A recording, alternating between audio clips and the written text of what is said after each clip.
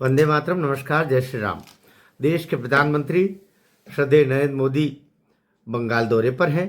उससे पहले अमित शाह बंगाल दौरे पर थे और पूरी टीम भारतीय जनता पार्टी की बंगाल पर भी दृष्टि जमाए हुए है। और इधर संघ भी भीतर से जो जमीन तैयार करने का एक कार्य होता है, भूमिका बनाने का कार्य होता है, वो संघ भी अपने तरीके से कहीं न कहीं सहयोग की भूमिका में होगा ही, ऐसा हम मान सकते हैं। चिंता की बात क्या है? चिंता की बात यह है कि जिस तरीके से सामान्यतया प्रत्येक प्रांत में सामान्यतया, चाहे वो महाराष्ट्र हो, झारखंड हो, दिल्ली हो, जहाँ चुनाव होते रहे हैं, और वहाँ पर भारतीय जनता पार्टी जो स्ट्रेटजी बनाती है, उसी स्ट्रेटजी के तहत ही वो बंगाल को ले रही है। मेरी चिंता क्या है? मेरी चिंता यह है कि बंगाल एक तरीके से बीमारू, कानूनी दृष्टि से, कानून व्यवस्था की दृष्टि से बीमारू प्रदेश है। उसके भीतर तो देशद्रोही जो कीटाणु हैं वे प्रवेश कर गए हैं। और दुख की बात इससे भी ज्यादा यह है कि वे ममता बनर्जी के माध्यम से प्रवेश किए हैं। वहां अराजकता और गैर कानूनी गतिविधियां, और गैर कानूनी गतिविधियां भी कौन सी? किसी की भी हत्या कर देना, किसी की भी बहू बेटी को उठा ले जाना, किसी का भी मार काट करके खत्म कर देना। पैसों के अम्मार लगे हुए हैं। कई कहते क्या, वो तो प्रमाणित हुआ है। ममता बनर्जी ने कई सारी कॉलोनियों में उनके मंत्रियों के द्वारा बड़े बड़े फ्लैट्स और भवन ले रखे हैं किराए पर, जिनमें नोट भरे हुए हैं, नोट ही भरे हुए हैं, और वे पकड़े गए हैं। अभी जो आईपैक का जहां पर छापा पड़ा, ईडी का, वहां पर क्या था? वहां पर कहा यह जा रहा है कि वहां पर कहां कहां पैसा ममता बनर्जी सरकार का, उनके मंत्रियों का पैसा दबा पड़ा है। उनके रिकॉर्ड थे कि किस किस भवन में, किस किस फ्लैट में कितने कितने अम्मार लगे हुए हैं नोटों की गड्डियों के, और उनकी कौन देखरेख कर रहा है। ये सारा रिकॉर्ड उसमें था, और वहां ईडी पहुंच गई थी। तो हलाकान मची। ममता बनर्जी खुद दौड़ी दौड़ी आई, और ममता बनर्जी दौड़ी दौड़ी आई, साथ में प्रदेश के डीजीपी आ गए। डीजीपी जो कानून का सबसे बड़ा पुलिसिया रखवाला होता है, वो उनके साथ में दौड़ा दौड़ा आया। और ममता बनर्जी ने पुलिस की संरक्षा में, या कि पुलिस के उस बल प्रयोग के माध्यम से, वो वहां की फाइलें, वहां के जो कंप्यूटर से जुड़े हुए जो हार्डवेयर थे, वे सब अपने कब्जे में लेकर के, और वहां से रफू चक्कर हो गई, और बाकायदे मीडिया के सामने फाइल दबा करके लेके और चलती बनी। ये क्या है? आजादी के बाद किसी भी राज्य में ऐसा घिनौना कृत्य किसी मुख्यमंत्री ने नहीं किया होगा। मैं कानून के विद्यार्थी के नाते भी बोल रहा हूं।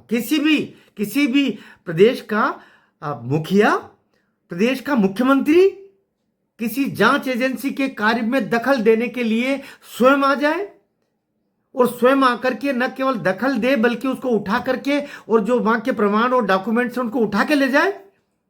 इससे ज्यादा अति क्या होगी? उसके बावजूद अगर नरेंद्र मोदी सरकार वहां पर राष्ट्रपति शासन नहीं लगा रही है, तो ये राष्ट्रपति शासन लगाने के अधिकार की भी अवहेलना है। आपका जो नैसर्गिक कर्तव्य बनता है भारत सरकार के नाते, इस राष्ट्र को बचाने के नाते, एक प्रदेश को इस देश की भूमि से अलग ले जाने का कुकृत्य किया जा रहा है पश्चिम बंगाल में। वहां तो लड्डू फूट रहे हैं। किसके? बांग्लादेशियों के। किसके? तथाकथित छेद वाली टोपी पहनने वालों के। उनको लग रहा है कि ये पश्चिम बंगाल, क्योंकि पूर्वी बंगाल तो चला गया आपका 1947 में, और डायरेक्ट एक्शन याद कीजिए। अब ये जो पश्चिमी हिस्सा बचा हुआ है बंगाल का, इसको भी बांग्लादेश की तरफ पहुंचाने का कार्य हो रहा है। और ममता बनर्जी ये सोच करके कि ये जो 30% छेद वाली टोपी पहनने वाले हैं, इनके वोट के लिए मैं हिंदुओं को जो 70% है और मूर्ख बना लूंगी। तो मूर्ख तो वो बनते आ रहे हैं, और अभी भी बहुतायत उन्हीं लोगों की है, डरपोक लोगों की है, जो तलवारों के दम पर जो छेद वाली टोपी और बांग्लादेशी और रोहिंग्या वहां घुसे पड़े हैं, उनके ऊपर मोदी सरकार का एसआईआर का चाबुक तो पड़ रहा है, लेकिन उसके बावजूद वो हत्यारे हैं, वे घुसपैठिए हैं, उनके लिए उनकी जान की वैसे ही कोई कीमत नहीं है, इसलिए वे मरने मारने पर उतारू है।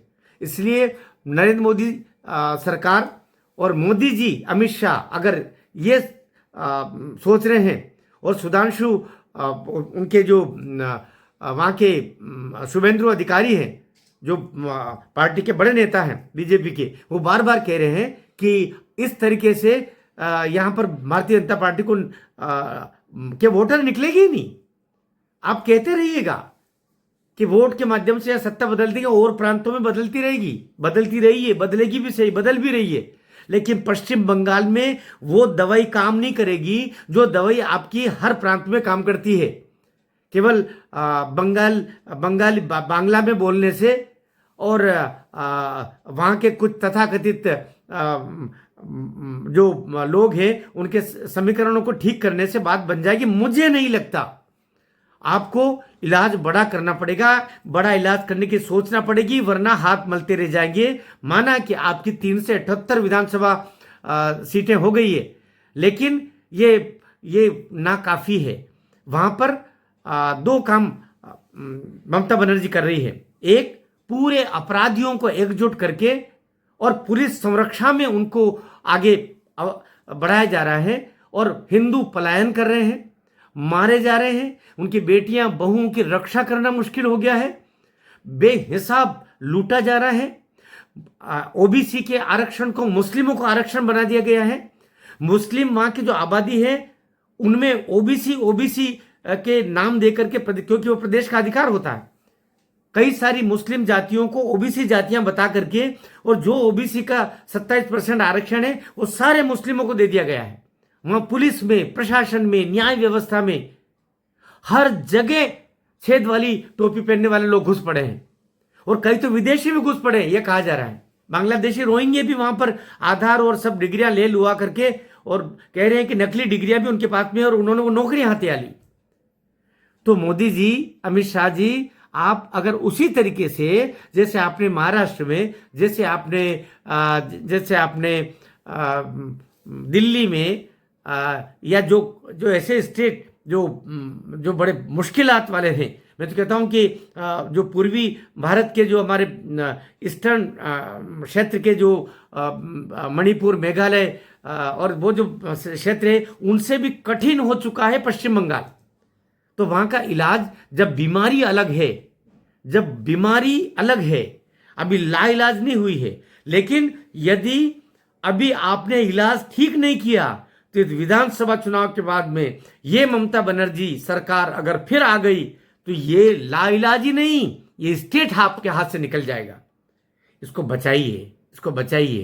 लोकतांत्रिक जो शुद्ध अच्छी एक पवित्र परंपरा है, लोकतंत्र को भी बचाइए, देश के संविधान को बचाइए, हिंदुओं को बचाइए। हिंदू जब तक वहां पर सुरक्षित है, देश का लोकतंत्र और देश का संविधान भी पश्चिम बंगाल में तभी तक सुरक्षित है। लेकिन उनकी जान की दम पर आप कब तक ये करोगे? इसलिए इलाज बड़ा चाहिए। इलाज एकमात्र राष्ट्रपति शासन है। आप मेरी बात से सहमत हो, नीचे कमेंट बॉक्स में लिखिएगा। भारत माता की जय।